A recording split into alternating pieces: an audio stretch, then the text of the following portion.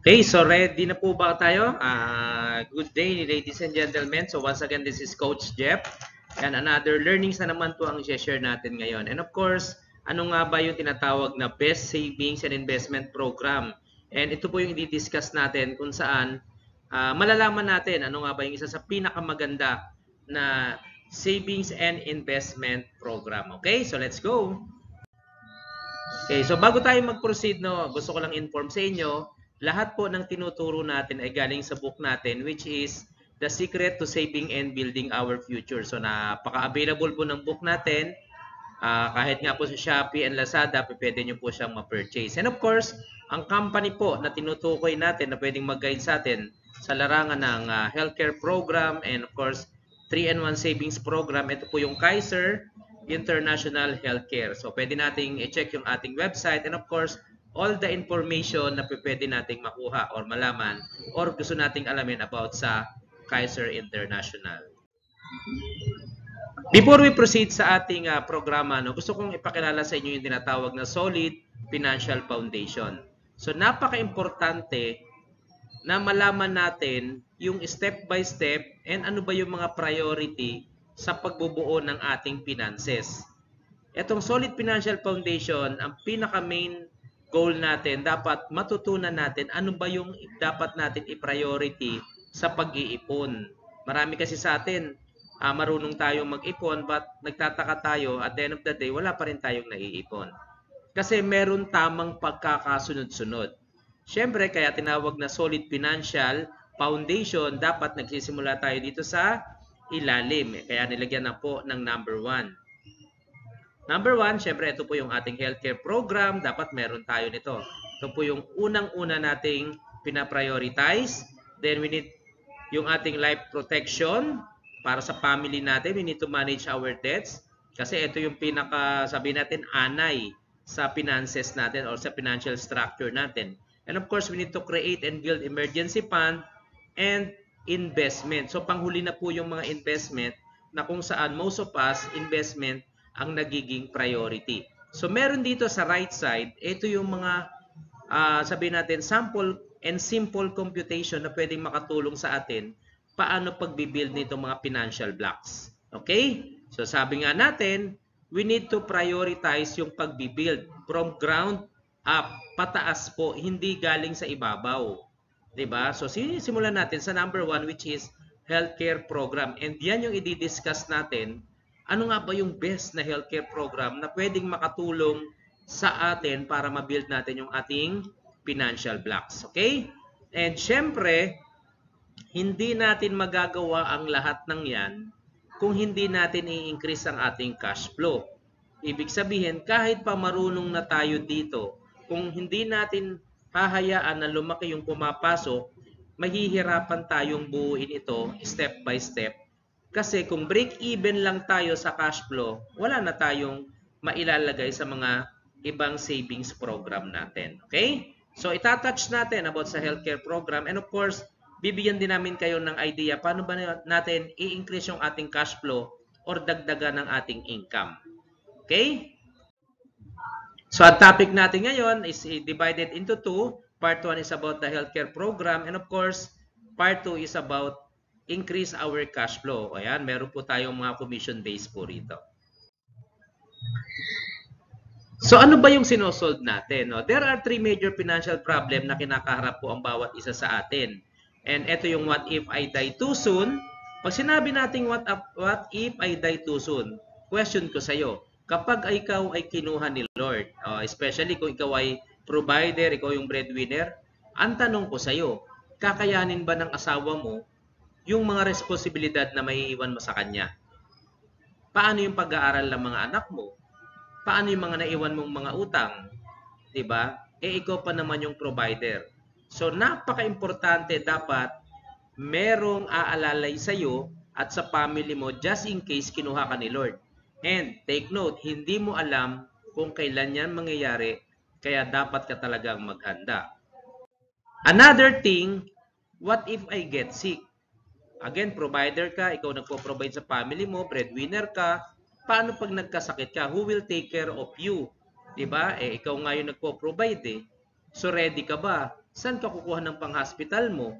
Paano na yung income mo kapag nagkasakit ka? So you have to make sure dapat meron kang sabihin natin alternative na magpo-provide sa iyo or meron kang masasandalan para anytime na may dumating na ganitong problema, you are ready.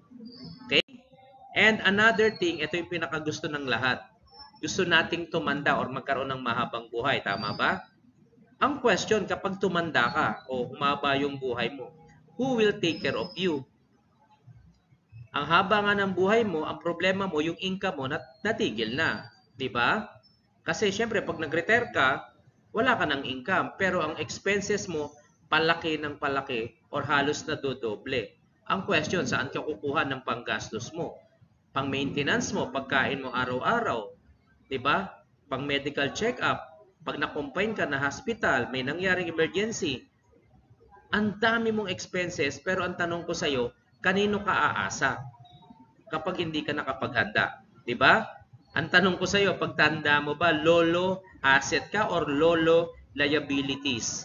So you have to check, liabilities ka ba or asset pagtanda mo? Nakakatulong ka ba or pabigat ka po sa maiiwanan mo?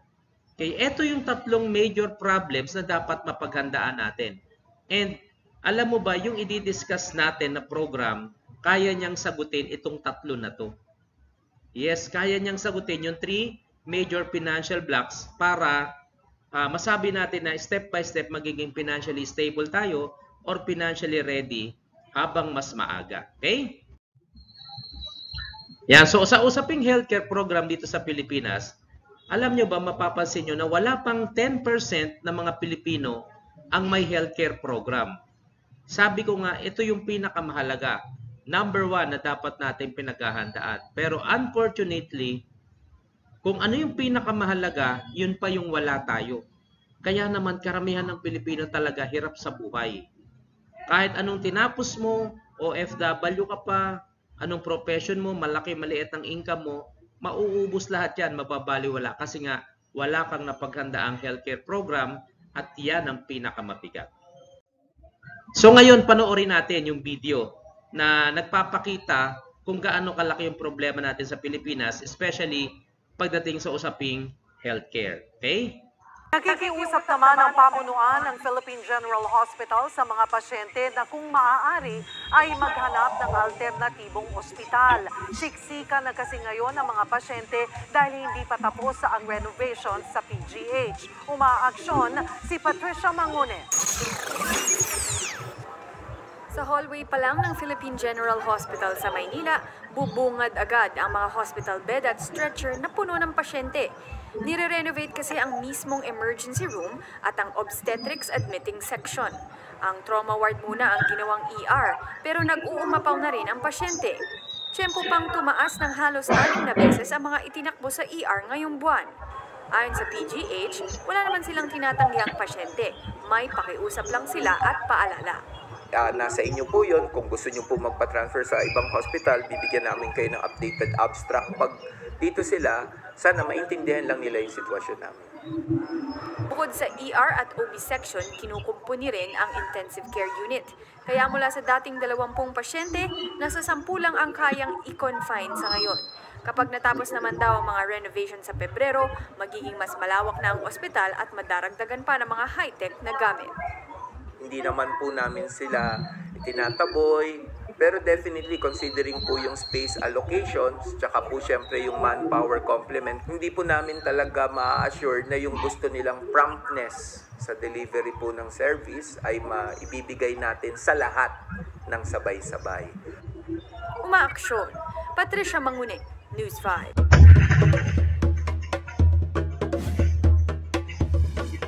Nakikiusap.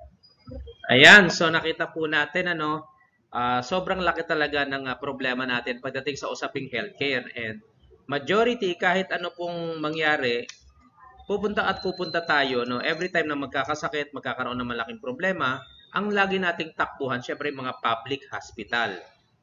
Alam naman natin pag sinabi nating private hospital, malaki talaga yung dapat naka-ready ka, meron ka pang deposit, and of course dapat meron kang mga health card na available. So doon po namin kayo tutulungan. Kasi kapag hindi ka ready, naku, kahit anong tinapos mo, kahit anong laki ng income mo, sigurado ubos yan. Kung baka may mga property ka, sigurado mabebenta yan. Okay? And of course, there are 3 types ng healthcare program. Yung tinatawag nating short-term, long-term, at saka senior care. Yan yung i-discuss natin. And of course, we will focus doon sa pinakamahalaga na siguradong magugustuhan nyo. So, unahin na natin yung tinatawag na short-term healthcare. Pag sinabi nating short-term healthcare, ito yung mga health card or HMO na pinoprovide sa atin once na tayo ay empleyado sa isang company. And take note, ilang company lang or kukunting company lang ang kayang mag-provide ng mga health card na yan. Ito yung mga MaxiCare, Medicard, IntelliCare, CocoLife at iba pa. Even yung Kaiser, meron po tayong short-term healthcare. Kaya lang, ano ba yung short-term healthcare? Ano ba yung mga mabe-benefits natin? Ano ba yung kaibahan yan compare sa dalawa pang natitirang healthcare? Number 1, renewal is not guaranteed, lalo na kapag mataas yung claims. Ibig sabihin, kahit may healthcare ka ngayon, hindi mo pwedeng ma-renew yan next year. Yan yung nangyayari sa mga company, especially kapag mataas yung gamit ng mga health card, di ba? So once nangyari yun, mataas ang gamit, syempre next year, ang taas din ng increase ng premium. Yun po ang mas mabigat. Kaya napapansin nyo, maraming company nagbabago from time to time ng health card or ng HMO. And of course, mas bumababa yung coverage. And syempre, hanggang age 60 lang yung coverage niya. And generally, wala po tayong insurance na kasama sa mga short term. Yan yung HMO sa company. Okay? So, talagang purely healthcare lang siya. Magamit po hindi, wala talaga. Yun lang yun. Then of course, no return of premium. Ibig sabihin, kapag hindi ka nagkasakit, syempre, sino ba namang gustong gumamit ng health card, di ba? Sabi nga natin, di ba, hindi mo na magamit. Kapag hindi ka nakasakit, sad to say, or hindi ka nagkasakit, hindi mo nagamit, sad to say, wala pong babalik sa hinulog mo na pera. Especially kung personal kang nag-acquire ng mga HMO. Kung sa company naman, wala ring ibabalik sa company. Yan po ang medyo masakit na part. Diba? Inalagaan mo yung katawan mo, yung kalusugan mo, pag naalagaan mo, walang babalik sa'yo. Again, mas malaking bagay na meron ka just in case, diba, magkaroon ng emergency. And sabi nga natin, it covers only up to age 60 and hindi siya flexible. Hindi rin siya transferable. Once na namatay yung, sabihin natin, policy holder, hindi mo yan mapapalipat sa anak mo or kung kanino man. Okay? So, ito po yung sample naman. Sa Kaiser, maganda po kasi meron din po tayong short-term healthcare.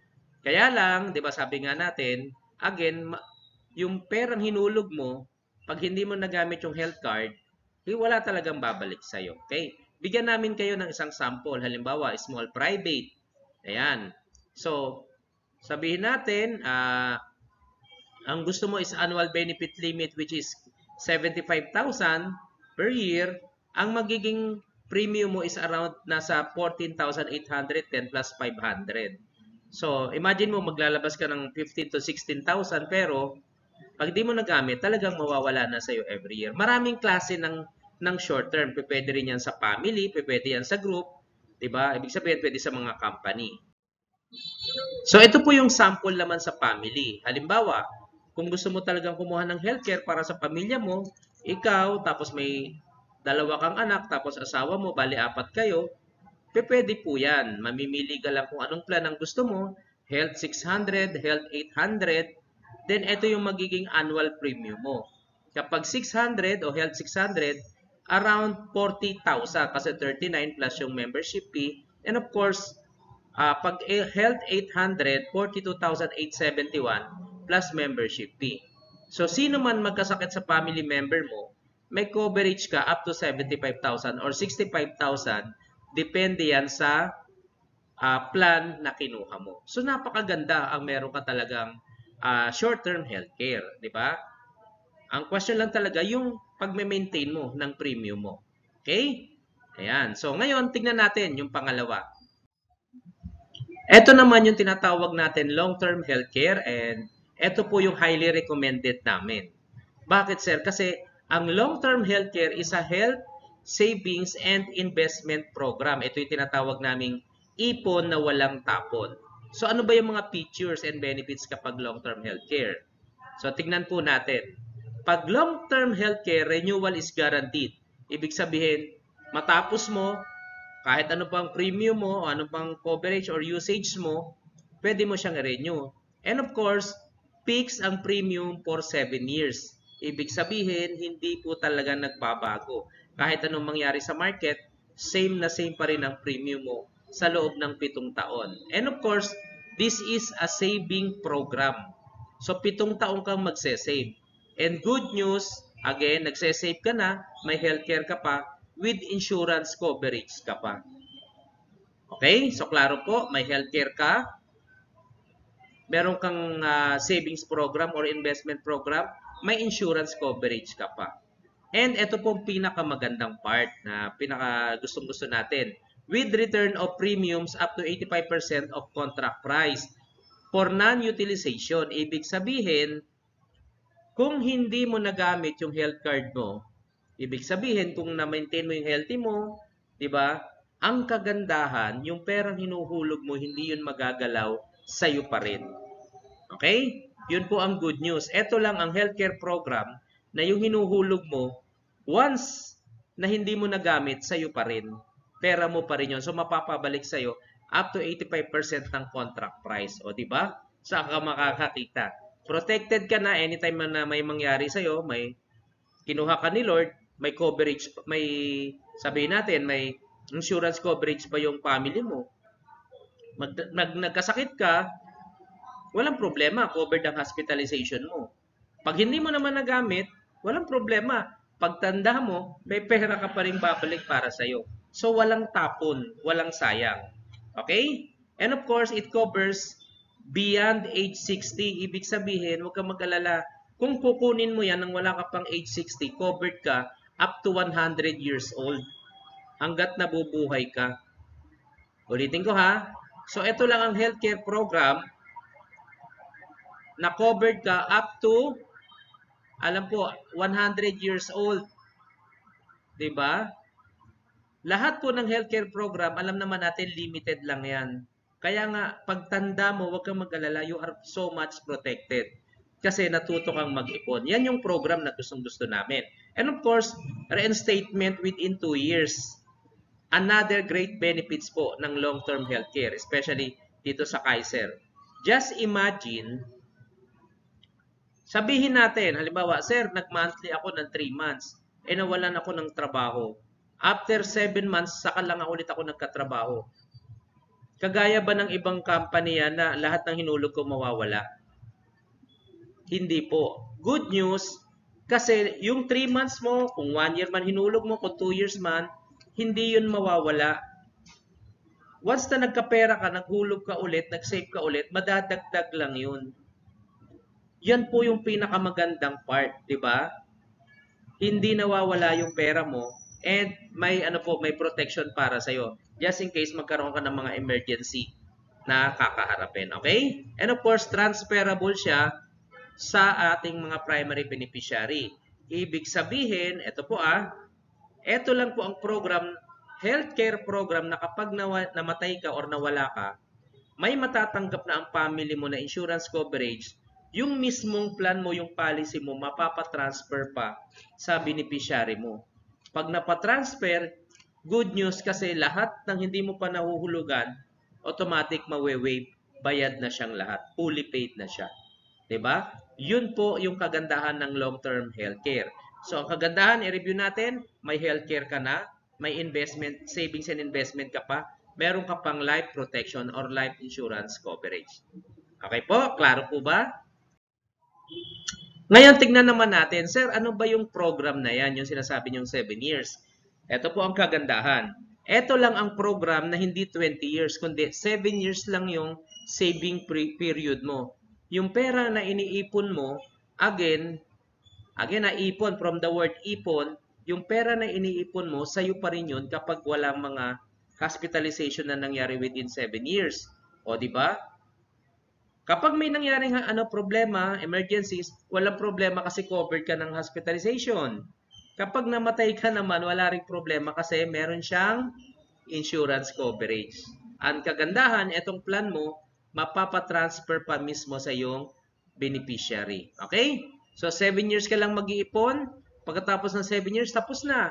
Hayaan mo yung pera mo lumago ng lumago. Ito po yung pinaka-good news. 13 years growing period, pagkatapos ng 13 years, pwede mong i-withdraw ang pera mo. O, di ba? Saan ka nakakita ng healthcare na naiipon ng pera mo at pwede mong i-withdraw at higit sa lahat, tumutubo ng average of 10% per annum. So, compounding po yun ha. So, palaki ng palaki ng palaki. Healthcare program po yung pinag-uusapan natin, di ba? Only Kaiser po ang merong ganitong programa. Plus, bukod sa pag-iipon mo, just imagine, sa loob lang ng, halimbawa, naka-1 taon ka na ng saving period mo, ma-enjoy mo lahat ng benefits na yan. Yun yung mga diniscuss natin. So, yan nga po. Anytime, halimbawa, 2 taon ka nang nakakapag-hulog, namatay ka, kinuha ka ni Lord. Sabi natin, di ba mapapatransfer? Paano sir yung natitirang 5 taon pag napatransfer sa primary beneficiary? Ang kagandahan po, fully paid na yan. Hindi na yan babayaran nung mapagtatransferan. O, di ba? Hindi na wala yung plan mo na napalipat, fully paid, at higit sa lahat, meron pa silang insurance coverage na matatanggap. So, eto po yung mga benefits, hindi ko na i-discuss masyado. Screenshot nyo na lang para at least discuss po ng mga sponsor ng mga magtuturo sa inyo. Okay? So ngayon sir, gusto namin yung programa na yan. Ano ba yung mga, sabihin natin, premium coverage? Depende po yan sa age or ano po ba yung mga coverage na tinitignan natin? So again, depende po yan sa age, syempre. But good news, kahit anong edad mo, kunyari, nasa 10 to 40 years old ka, pwede mong kunin yung pinakamababang plan hanggang sa pinakamataas na plan.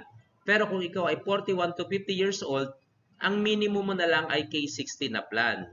And 51 to 60, K75 na plan po ang pwede sa'yo.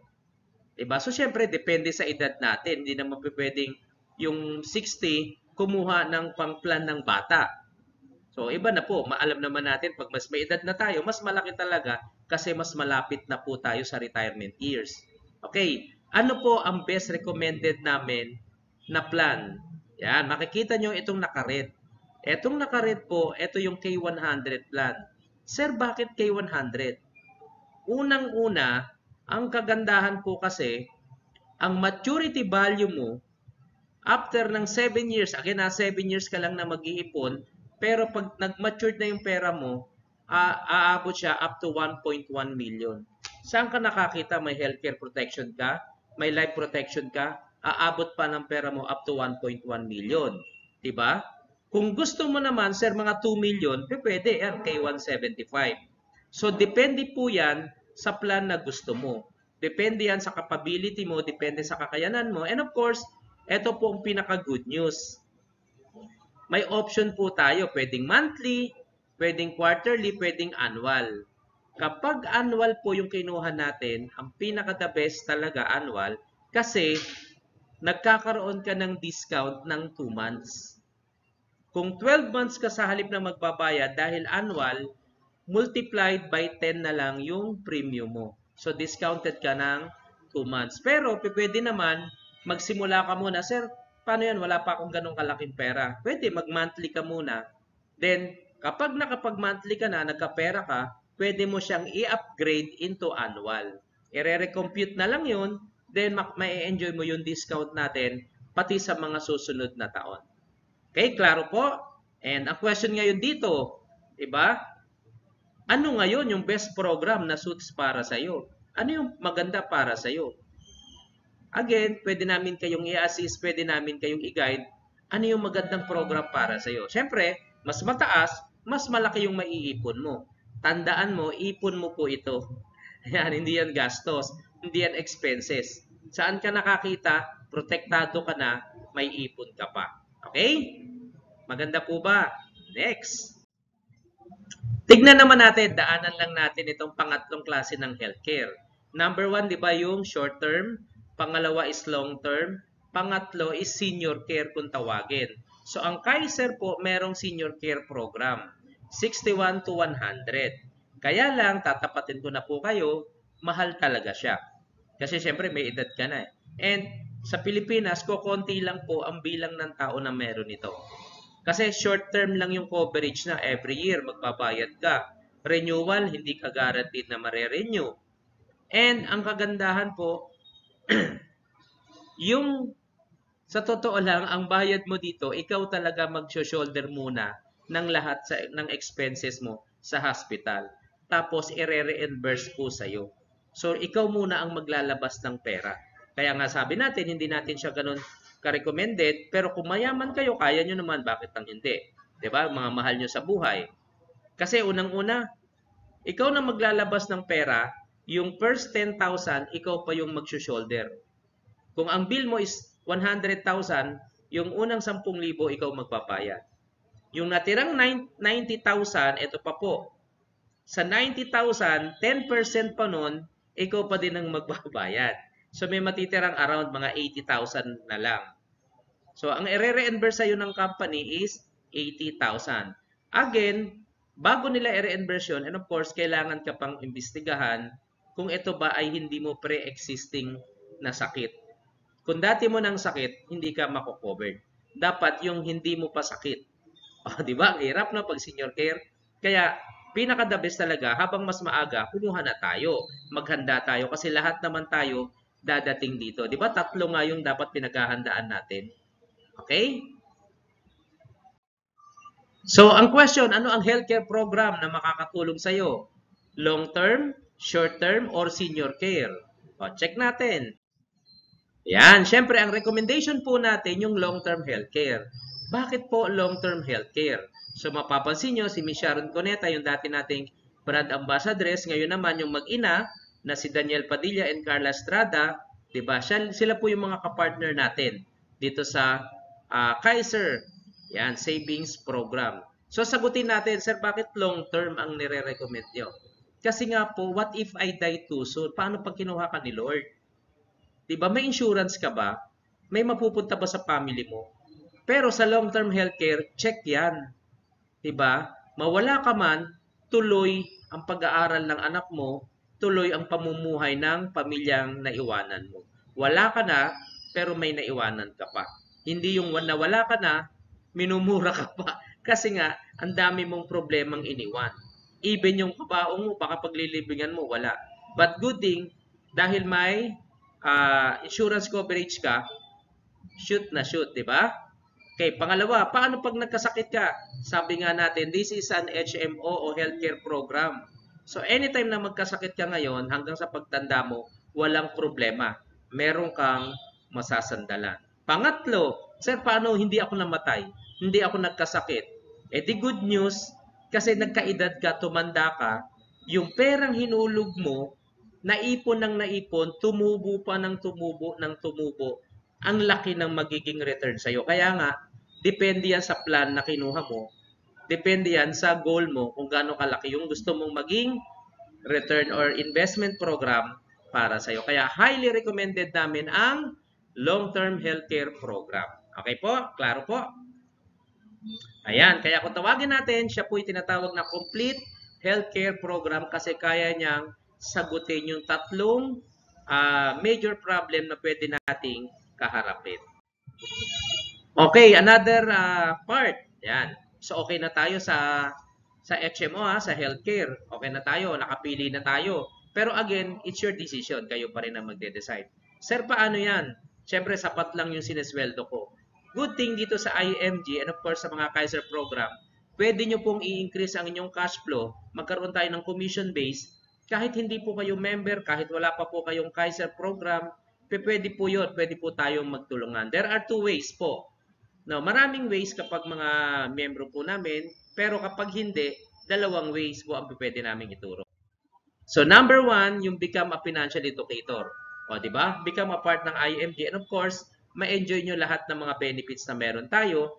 Di ba? Kasi tayo lang po ang highly and solely distributor and broker po ni Kaiser. So, ang Kaiser, grabe, sobrang laki. Makikita nyo po ito sa mga SM malls and Robinson malls na malalaki. And tayo ay accredited sa lahat ng mga private hospital. Kahit po ng pinakamalalaking hospital sa Pilipinas. So, pwede nyo pong i-check yan. pwede nyo tignan yung website natin. And number 2, become a financial steward. So kagaya ko, financial educator ako, and kayo po na hindi financial educator, hindi part ng ating community, pwede po kayong maging financial steward. So pwede kayong magkaroon ng mga commission base galing sa amin. Kapag sabihin natin, yung family mo, yung ibang tao, kilala mong gusto ng healthcare program, walang problema, tutulungan natin, i-educate namin, kami po yung magpe-present. Ang kagandahan, we can have 50-50% ng commission. Kahit wala kang ginastos. O, di ba? Pwedeng sa company. Kung may mga alam kayong community, company, grupo, pwede po natin silang tulungan na magkaroon ng mga healthcare program. Okay? Klaro po? Ayan. So, sample po. Bigyan ko kayo ng isang sample. Halimbawa, may kakilala ka, kung nagtatrabaho, o nagninegosyo, nagtitinda sa palengke, may sariling negosyo. Kung sino man, gusto niya ng small private. Diba? Gusto niya kumuha ng healthcare, yung short term. Sir, gusto ko ng short term. O, sige, pwede po yun. Yung total ng, sabihin natin, annual na premium niya, automatic po, kung magkano yung magiging commission ko, kung ilang percent yung commission ko, automatic po yun, hati tayo. Kapag financial steward ka. O, ibig sabihin, hindi ka member, wala ka kahit anong ginastos. So, kahit ngayon, nandyan po kayo, wala kayo sinisimulan, pwede kang maging partner natin. Tulungan mo lang kami na educate natin sila, yung mga taong nangangailangan ng assistance, kasi napakaganda ng healthcare program natin, lalong-lalo na yung long term. So, both pwede po yan. Okay? Klaro po? Yung mga kakilala mong kooperatiba, mga agencies, mga kumpanya, mga family, mag-anak na naghahanap ng healthcare program. Yung iba naman, sobrang laki ng binabayaran na healthcare program, wala din silang naiipon. Lahat yan tutulungan po natin. I-guide natin sila. And good news, isa ka sa mga financial steward na nakatulong sa kanila. May commission ka pa. So yung commission mo, meron ka ng pang-premium sa sarili mong healthcare program. Sobra-sobra pa. O, diba? So dito po ang kagandahan kay IMG kasi talagang isosolve natin unti-untiin, solusyonan yung ating solid financial foundation. Okay? Klaro po? So yan, once again, maraming salamat. Binigyan lang namin kayo ng konting overview. Dapat maintindihan natin yung solid financial foundation. Dapat maintindihan natin yung tatlong klase ng healthcare program and gaano nga ba kaganda yung long-term healthcare program para sa atin, para sa pamilya natin, at para sa future po natin. Okay, so once again, this is Coach Jeff. Maraming salamat po and God bless everyone.